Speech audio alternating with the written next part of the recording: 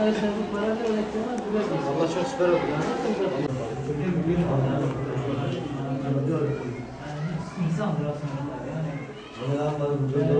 Öğlen gelirsen Allah için kirası bulgur. Herkes bunun toprağına bakıyor.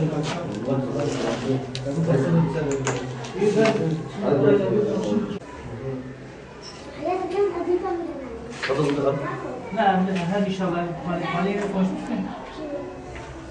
Erzak Kalemin hani taban oldu. Hava kan ya.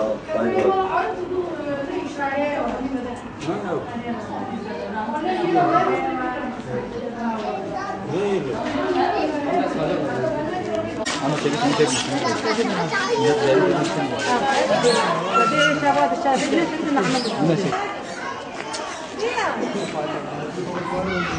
Ben gideyim bu ev sahibiyle bir konuşayım.